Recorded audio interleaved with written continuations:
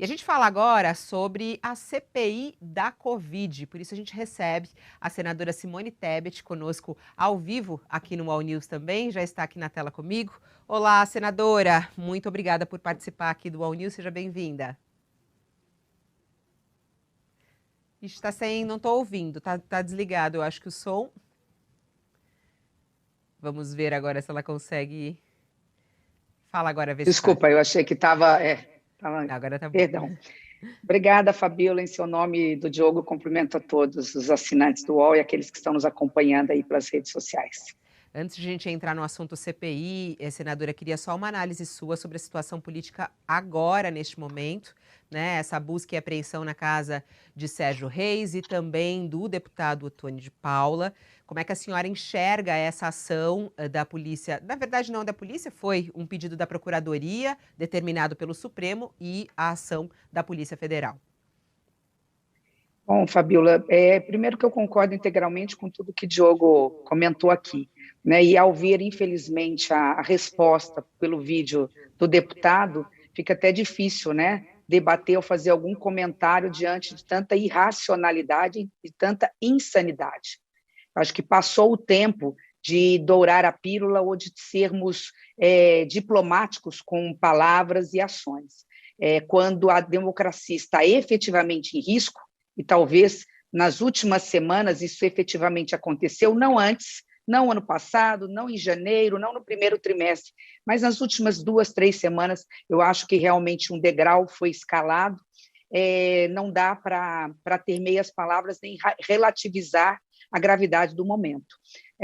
Não é à toa que a Constituição, que é considerada a Constituição de cidadã, permite ao Congresso Nacional quase tudo, mas não permite abolir de forma alguma o Estado federativo e nem a democracia, porque sem democracia não há cidadania.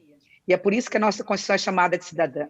As pessoas se enganam quando falam assim, as pessoas às vezes não entendem por que é tão importante a democracia. Não é a democracia que é importante, é o cidadão, somos nós.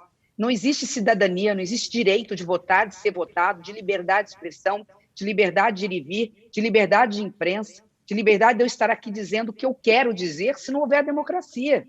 Então é disso que nós estamos falando. E isso precisa ser dito com todas as letras, com toda a simplicidade do mundo, para que tanto o cidadão mais humilde lá do rincão mais distante desse país até o grande intelectual possa entender e possa defender. Então, me permita, desculpe, ser contundente em relação a isso. Nós estamos num momento muito delicado e eu acho que o Supremo Tribunal Federal tem que ter o apoio maciço da sociedade brasileira neste momento para coibir, com os instrumentos constitucionais, qualquer tentativa ou ameaça à democracia no Brasil. Maravilhoso a senhora começar por aí, porque eu estava fazendo há pouco um debate sobre o Afeganistão.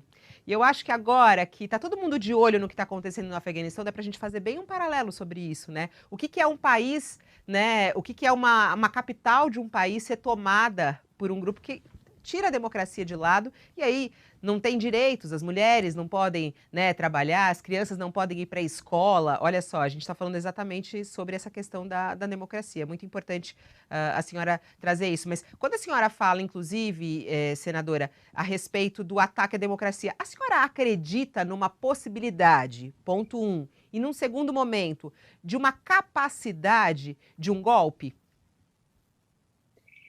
Olha, vamos tentar, assim, não vamos menosprezar a fala do presidente da República hoje. Ele foi claro, ele tem tendências autoritárias, né? Ele diz que no Brasil não houve ditadura e que aquilo que se fazia na época da ditadura era algo normal. Nós temos um presidente que flerta todo o tempo com o regime autoritário. Quando ele vem hoje e diz o seguinte, eu dependo de vocês, 7 de setembro pode ser o termômetro. O que ele está dizendo? Vão para a rua, porque não há golpe sem apoio popular.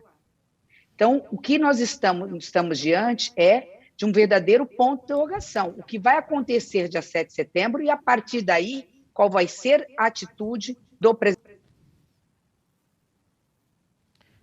E cortou dela. Cortou o seu... senadora, cortou o seu som. Não estou te ouvindo. Não sei o que foi aí, não? Fala um pouquinho para a gente ver. Oi. Voltou.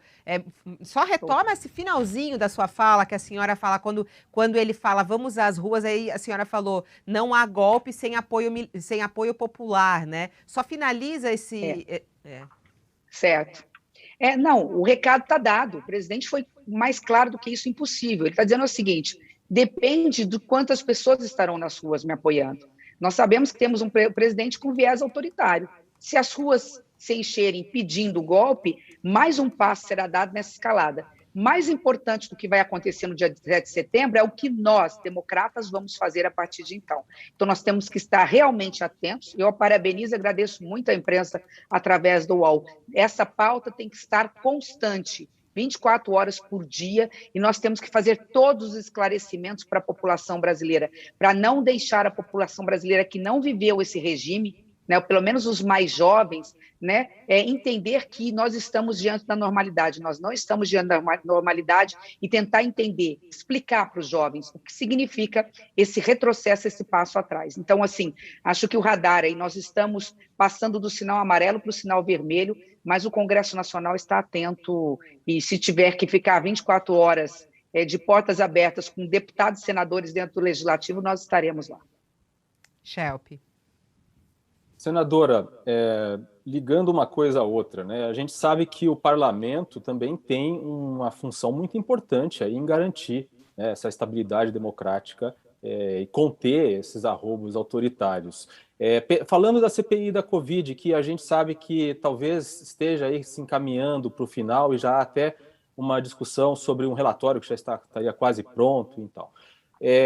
O que esse relatório pode levar em termos de incriminação do presidente Jair Bolsonaro e de que forma isso vai ser encaminhado dentro do parlamento? Obrigada, Diogo, pela pergunta. Primeiro, lembrar a população brasileira que tem que saber o que esperar da CPI nos limites da Constituição. O que a CPI pode fazer no seu relatório, o que ela não pode fazer. E o que ela provavelmente o que vai estar na CPI nos limites constitucionais. O que vai estar no relatório da CPI nos limites da Constituição, já conversando com o relator, acompanhando ali o relatório que ele está elaborando, embora ele não mostrou para ninguém, mas pelas conversas que temos, é que já está muito claro que para aquilo que a CPI se propôs, ela já cumpriu a missão. Na primeira fase dela, o objeto da CPI era investigar possíveis responsabilidades em relação à omissão na condução da pandemia da Covid-19. Ali está sobejamente comprovado pelas testemunhas, por prova documental, por perícia, por quebras de sigilos, enfim, por todos os elementos probatórios, que houve uma intenção, ou seja, uma omissão dolosa do governo federal no atraso das vacinas e na condução da pandemia, porque tinha...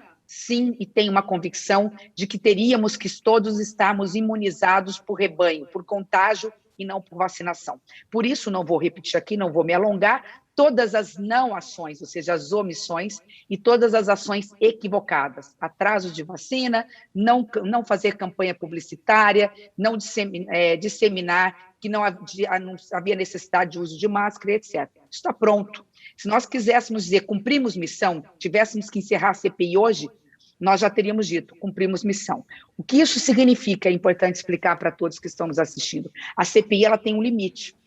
O relatório apresenta todos esses indícios, esses elementos de prova, e entrega esse relatório aos órgãos competentes. Leia-se, Ministério Público, que terá, que dentro da sua esfera de atribuição, denunciar às autoridades, e Poder Judiciário, que vai julgar, que podem ter 3 tipos de crime. O crime administrativo, o servidor público pode até ser mandado embora, o crime na esfera, a responsabilidade na esfera civil, com indenização, com perda de patrimônio, e o principal, que é a responsabilidade criminal. Aí você tem o crime comum e você tem o crime de responsabilidade. O crime comum nós sabemos que é Código Penal, pode dar ensejo à cadeia e tudo mais, e você tem sim, nas autoridades, como ministros de Estado e Presidente da República, ter ali indícios de crime de responsabilidade. Isso pode ser encaminhado para a Câmara dos Deputados para engrossar o caldo de processo de pedido de impeachment.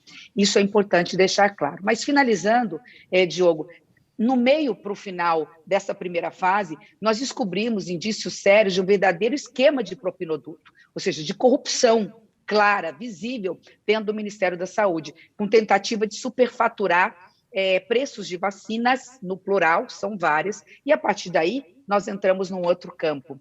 Esse campo, na parte de oitiva de testemunhas, ela está realmente chegando ao fim. Eu acredito que mais 3 semanas nós temos condições de ouvir todos os personagens, porque, paralelo a isso, a Polícia Federal, pelo menos o policial que foi, né, que está atendendo a CPI, todos os técnicos, consultores estão se debruçando em cima dos milhares de documentos, para não dizer centenas de milhares de documentos que nós temos, as quebras de sigilo bancário, sigilo fiscal, telefônico, de WhatsApp.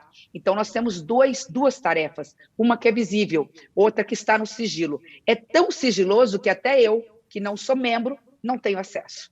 Olha, aliás, quando a senhora estava falando aí, chama a atenção, né? Um pouquinho, a gente fica muito curioso para saber dos bastidores dessa apuração e desse estudo, né? A senhora está até famosa nas redes sociais porque ficam falando, colocaram lá o terror dos contratos, né? A craque do jogo, que a senhora chega lá na comissão com todos os papéis aí, tá tudo riscadinho, né? A gente fica vendo lá, tá tudo grifado. Como é que é esse bastidor, senadora, para estudar a história dos contratos? Que a senhora pegou os contratos e esmiuçou tudo ali, né? Desvendou ali um monte de coisa. Como é que é esse bastidor? Tem uma equipe muito grande que te ajuda?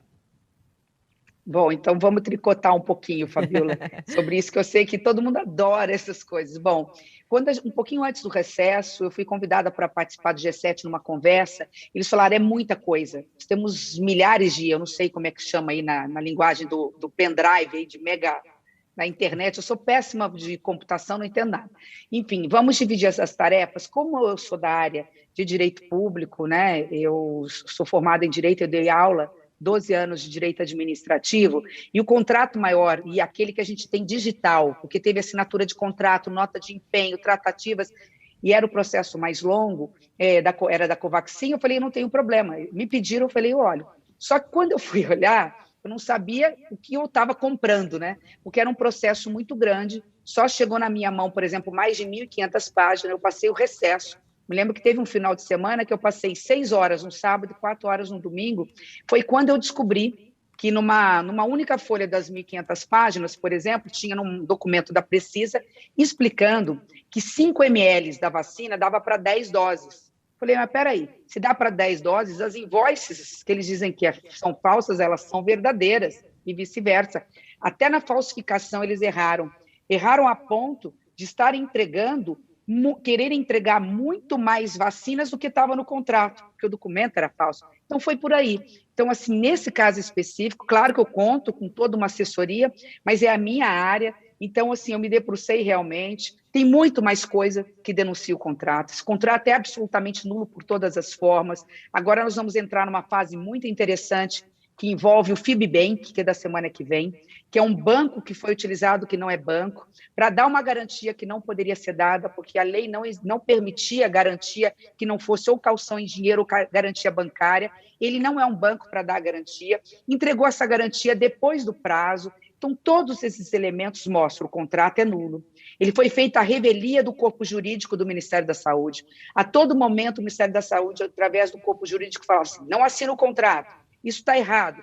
E a todo momento, a diretoria de logística do Roberto Dias, do Elcio Franco, não sei se aí até chegando ao ministro Pazuello, fingia que não era com eles, porque eles tinham pressa em assinar um contrato fraudulento, um contrato superfaturado, em cima de uma vacina, em cima de que ninguém conhecia. Então, por conta disso, quando mais eu me debrucei, mais eu verifiquei uma série de irregularidades. Então, essas irregularidades eu fiquei responsável, eu sou muito caxia, então eu fiquei responsável de entregar, e é a minha obrigação, como senadora da República, apresentar para a população brasileira, e cada um faz o seu juízo de valor em relação a isso. Eu já tenho o meu, para mim está muito claro, contrato nulo, e só foi nulo porque porque entrou aí, né, entraram aí vários personagens, alguns velhos conhecidos do submundo do crime em Brasília, né, que é a iniciativa privada, uma empresa que tem um sócio proprietário que tem outras empresas cujas sociedades também são suspeitas, num triângulo, uma triangulação aí aparecendo a todo momento em contratos suspeitos, denunciados pelo Tribunal de Contas, relacionado a fundo de pensão, hora da postale, fundo de pensão da Caixa Econômica Federal, até suspeita também de ter ali se envolvido no fundo da Ordem de Advogados da Previdência do Rio de Janeiro. Então, é um esquema muito grande. Eu acredito que na quarta-feira teremos fortes emoções quando o possível, talvez dono, porque a gente não sabe também se é dono, há uma suspeita de que não é, dono da Fibbank, vai trazer os esclarecimentos. Nós temos suspeitas ali de quem vai na quarta-feira não seja o verdadeiro dono do Fibbank que emprestou o seu nome, a garantia de 80 milhões para que Maximiano, através da Precisa, assinasse o contrato da Covaxin com o governo federal. São muitos detalhes. Senadora, desculpa, Fabíola. Não, pode ir, Schelp, pode ir. Eu queria saber o seguinte, naquilo que pode incriminar o presidente Jair Bolsonaro nesse relatório, né, nesse relatório final da CPI, o que a senhora acha que será mais grave, que terá mais, digamos, embasamento a ponto de não poder ser ignorado por esses órgãos competentes que a senhora falou? Seria essa parte da gestão da pandemia ou uma possível prevaricação no caso dessas investigações de possíveis pedidos de propina? E até emendando... E até emendando a questão toda da comunicação e das notícias falsas, né? Que nesse momento também a CPI está se debruçando e que tem a ver com toda essa história que a gente está acompanhando, né? Bom, tá, perfeita a pergunta. Eu acho que essa é a pergunta mais importante a ser feita nesse momento mesmo, Diogo, porque assim, se nós olharmos, se você estiver preocupado com a linha do tempo, né, obviamente que o efeito mais imediato é a gestão, é a omissão, é o negacionismo. O negacionismo, a omissão dolosa no atraso das vacinas, que levou à morte milhares de pessoas que poderiam ter suas vidas poupadas. Porque, numa análise muito rápida, a minha geração, por exemplo, quantos amigos nós perdemos, né, da faixa etária dos 40, dos 50 anos de idade, há 2 meses atrás, no período em que as vacinas ainda não tinham chegado nos nossos braços e que teriam chegado se tivéssemos assinado o contrato com a Pfizer no tempo devido. Então, esse é a gestão, o negacionismo, querer incluir na mentalidade da população que o ideal seria a imunidade de rebanho, isso, sem dúvida nenhuma, tem um efeito imediato, porque leva o relatório direto para a Câmara dos Deputados para engrossar o caldo do processo de impeachment do presidente da República. Os demais, prevaricação, mesmo crimes contra a administração pública, que são tráfico de influência, corrupção ativa, corrupção passiva, né, que é tudo isso que nós estamos falando, isso requer o devido processo legal, isso requer chegar no Ministério Público. Nós sabemos que hoje o Procurador-Geral da República, infelizmente, passa pano em uma série de suspeitas de irregularidades do presidente, está a ponto de ir para uma recondução na terça ou quarta-feira no Congresso, no Senado Federal. Então, assim, eu não tenho ilusão que na parte de crime comum, que inclusive ele só pode responder quando sair do mandato, e mesmo nos outros crimes ali, no exercício do mandato, como é esse o caso, de exercício do mandato, nós vamos ter uma barreira muito clara na continuidade da investigação no que se refere ao presidente da República. Mas, na primeira fase, como eu disse, na parte da gestão, isso, muito claramente, já é, a meu ver, um crime contra a administração pública, portanto, um crime de responsabilidade, o que significa que caberia aí sim engrossar a fileira dos inúmeros pedidos de impeachment do presidente da República. Senadora, em relação a esse prazo dado pelo Supremo para que a CPI explique por que quebrar o sigilo do deputado Ricardo Barros, já foi discutido isso pela CPI? Já vão apresentar? Tem alguma informação a respeito disso, senadora? Essa é uma pergunta também interessante, Fabíola, porque a gente tem que fazer uma divisão muito rápida aqui. A CPI, De todos os instrumentos de poderes que nós do Congresso Nacional temos, ela é, sem dúvida nenhuma, o maior poder que nós temos. A sociedade está muito acostumada a ver o Congresso Nacional fazendo leis, emendas constitucionais, e poucas vezes vendo o Congresso Nacional exercer um poder tão importante constitucional que nós temos, que é de fiscalização e controle dos outros poderes. Nós temos, não é o direito, nós temos a obrigação de fiscalizar e controlar os demais poderes, como eles têm a obrigação de controlar e fiscalizar os nossos atos. Então, dos instrumentos que nós temos, requerer que a autoridade vá depor para prestar contas e tudo mais, a CPI, Comissão Parlamentar de Inquérito, é a maior delas. Se ela é esvaziada nas suas ferramentas de trabalho, vamos dizer assim, ela perde objeto. Teremos que repensar a importância da CPI. Então, a CPI tem poderes de investigador, tem o poder policial, como tem a Polícia Federal, de convocar, não apenas convidar uma autoridade, né, de quebra de sigilos e tudo mais. Só que ela também tem limites constitucionais. Quando fala-se de quebra de sigilos de autoridades públicas, às vezes é necessário que esses pedidos sejam feitos antes, né, uma consulta no caso desse deputado federal, ao Supremo Tribunal Federal. Talvez daí a pergunta feita do Supremo.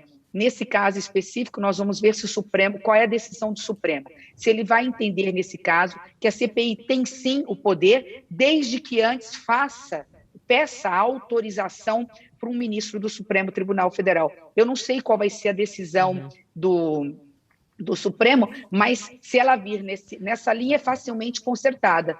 Basta apenas ir e fazer a consulta e pedir a autorização do ministro do Supremo para a quebra específica desse sigilo. Mas, senadora, até como professora de direito, né, a senhora acha que é bem fundamentado esse pedido? Quer dizer, há justificativas para quebrar o sigilo de Ricardo Barros?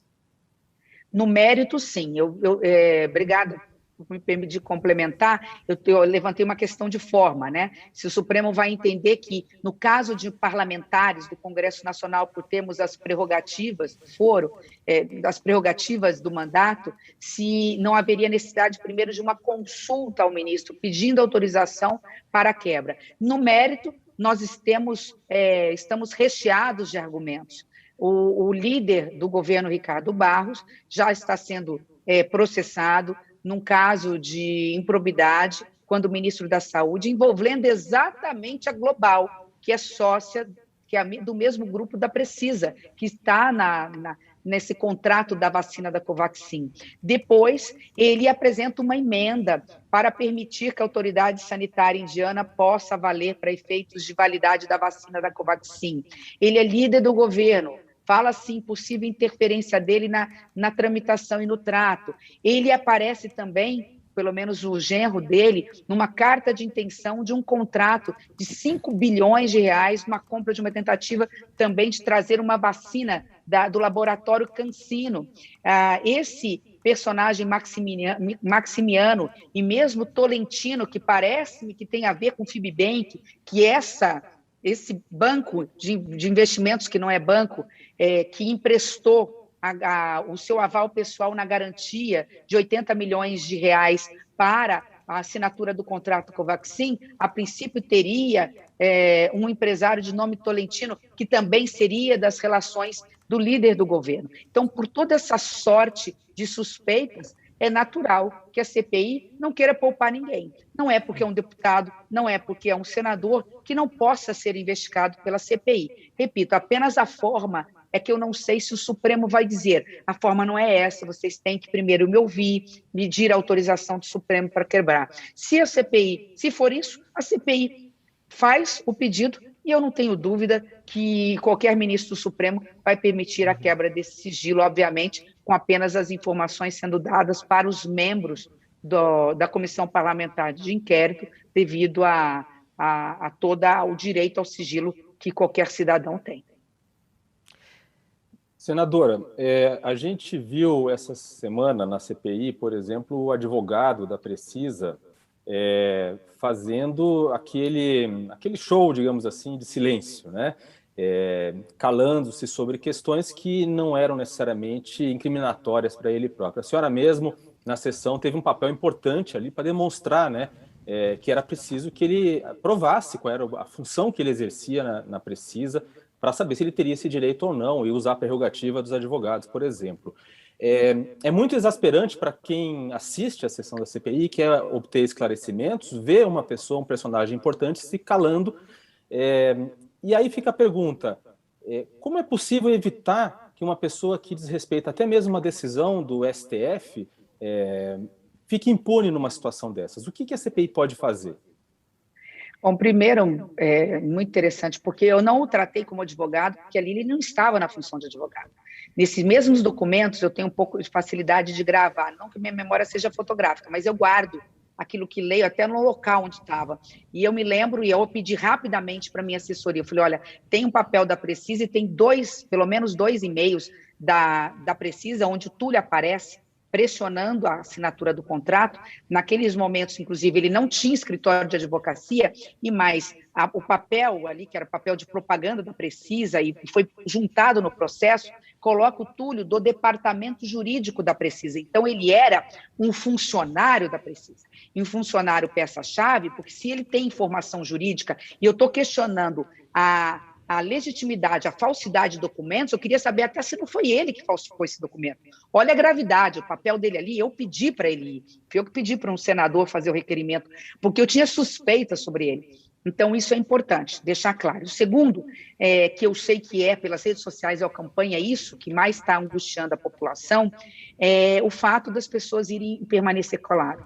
Acho que tem 2 coisas muito fortes a serem ditas sobre isso. Primeiro, que a decisão do ministro Fux, presidente do Supremo Tribunal Federal, no embargo declaratório feito por nós, para dizer, afinal, presidente, o que é esse direito à não autoincriminação? O que é esse direito a ficar calado? Né? E ele foi taxativo. Quando alguém vai na função de testemunha, né, ele tem que dizer tudo o que sabe, salvo o direito constitucional de não se autoincriminar. Do contrário, ele está ali na função de testemunha. Consequentemente, é o direito do presidente e da comissão a tomar qualquer tipo de previdência. Um habeas corpus, ele serve apenas para aquele que é investigado. Então, já que nós estamos indo para a reta final e nós não estamos conseguindo ainda assim extrair, tirar, né, o silêncio de alguém que não é inocente, porque eu falei que ali não há silêncio de inocentes. O fato até, um dado interessante, num parêntese muito rápido, vejam se vocês concordam com o que eu vou dizer. O fato de alguém dizer, isso eu respondo, mas isso me garante o direito de permanecer calado, o que ele está dizendo? Ele está respondendo. Ele está dizendo, isso eu respondo porque isso não me incrimina, isso eu respondo porque eu vou dizer a verdade, agora isso eu não respondo porque, de 2 uma, ou eu vou ter que mentir para me proteger, ou eu vou ter que ficar calado porque isso me incrimina. Então, ele já me deu a resposta que eu queria. A gente sabe ler nas entrelinhas, a gente já aprendeu a ler o silêncio.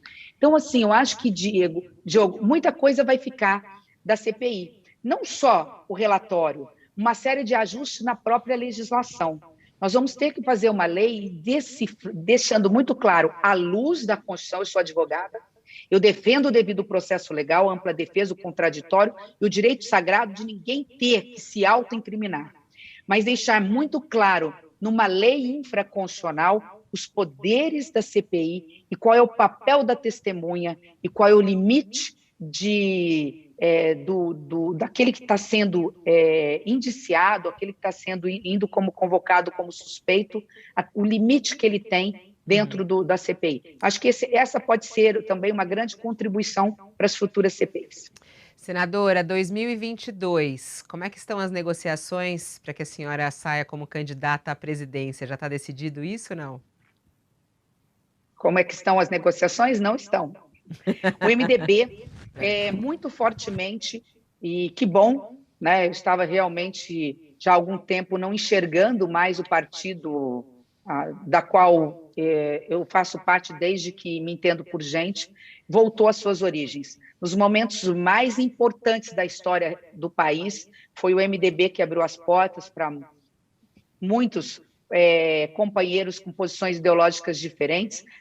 Quando o Brasil mais precisou de um grito, foi a voz imortalizada de Ulisses Guimarães bradando contra os cães da ditadura, naquela foto né, no meio de polícias e cães, ele com o dedo em risque, com aquele gesto, com aquela postura, dizendo: aqui não, né, aqui tem um partido que vai falar por todos. Então, nesse momento em que também a democracia se sente ameaçada, em que nós estamos diante de a princípio, de dois polos, né, olhar para o passado ou continuar com o presente, vem o MDB e é o primeiro a dizer: olha, nós não fazemos parte do Centrão, nós não fazemos parte dessa política que quer voltar ao passado ou quer permanecer no presente. Nós estamos num polo democrático, buscando alternativas para oferecer ao país, né? Porque só duas alternativas não servem para a democracia brasileira. Então, o MDB vai caminhar em torno de uma terceira via. Se teremos candidato próprio ou não, eu acredito que até final de setembro isso vai ficar mais claro. Mas hoje há um entendimento majoritário do MDB, né, pelo menos nesse momento, de que nós temos que buscar uma terceira via, ou com candidatura própria, ou apoiando alguém que tenha a mesma identidade ideológica, o mesmo projeto de desenvolvimento social para o país. Mas então eu vou fazer uma pergunta de um outro jeito. A senhora sonha em ser presidente da República? Tem isso no seu projeto de vida? Eu sempre sonhei em servir o Brasil em qualquer posto. Fabíola, eu sempre estive pronta para desafios e pronta também para abrir mão de espaços de poder. E eu fiz isso em pelo menos 3 vezes importantíssimas da minha vida. Conto uma muito rapidamente. Eu tinha sido reeleita prefeita da minha cidade, fui a única mulher prefeita até aquele momento. Eu tinha um índice de aprovação absurdo de quase 90%, 80 e poucos por cento, e eu tinha sido reeleita. Eu estava no primeiro ano, uma cidade extremamente organizada. Eu renunciei ao meu mandato, porque o meu partido precisava que eu fosse para uma disputa como candidata a vice-governadora. Eu renunciei ao mandato, renunciei 3 anos de mandato, possíveis 4 anos de vice-governadora no meu estado. Então, da mesma forma como eu sou sempre pronta para missões, para dar um passo para frente, eu também estou sempre pronta para fazer parte de um amplo projeto de país, de Estado, enfim, porque eu acho que o projeto não é de poder, né? O projeto é de país. Estamos num momento muito delicado para qualquer pessoa que esteja ocupando espaços públicos não ter, no mínimo, a capacidade de entender que é momento de se ter altruísmo, é o momento de saber que, mais do que nunca, mais do que se servir, é o momento de servir a sociedade brasileira. O povo voltou a passar fome, Fabíola.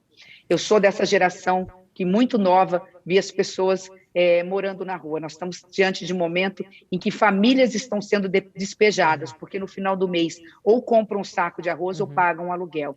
E esse momento muito triste exige de nós abnegação, altruísmo e a capacidade de enxergar que a política brasileira encontra-se num grande momento de se colocar como a grandes... ter capacidade de solucionar esse grande problema. Está na hora de fazermos política com P maiúsculo, é isso que eu quero dizer. Senadora, muito obrigada pela sua fala aqui, pela sua entrevista ao vivo. Volte outras vezes para trazer detalhes aí para a gente da CPI. Uma boa tarde, bom final de semana. Eu que agradeço, boa tarde a todos. Diogo Schelp, muito obrigada. Até a próxima, Schelp. Obrigado, até a próxima. Até mais, senadora. Até mais, Fabíola.